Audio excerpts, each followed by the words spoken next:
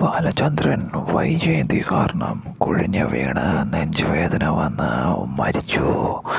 അതെ, ഏറെ സങ്കടകരമായ, ഏറെ ദുഃഖിപ്പിക്കുന്ന ഒരു കാര്യമായിരുന്നു ഇനി സംഭവിക്കാൻ പോകുന്നത്.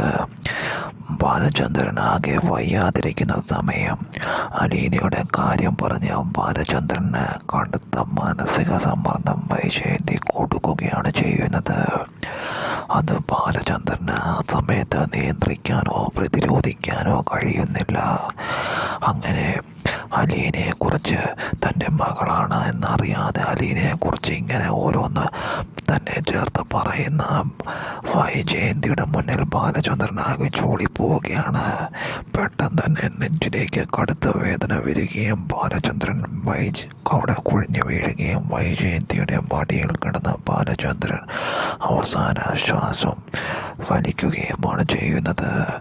ബാലചന്ദ്ര ബാലചന്ദ്ര എന്നത് കണ്ട് വൈജയന്തി ആകെ വെപ്രാളപ്പെടുന്നു. എന്തിനാണ് വൈജയന്തി ഇപ്പോഴിങ്ങനെയൊക്കെ പറയുന്നത്? നീ കാരണമല്ലേ ഞാനിപ്പോൾ കുഴിഞ്ഞു വീണ് മരിക്കാൻ പോകുന്നതെന്ന് ബാലചന്ദ്രൻ പറയുകയും അന്ത്യശ്വാസം എടുത്തുകൊണ്ട് മക്കളെല്ലാം വരുമ്പോൾ ബാലചന്ദ്രൻ വൈജയന്തിയുടെ മുൻപിൽ മടിയിൽ മരിച്ചു കിടക്കും.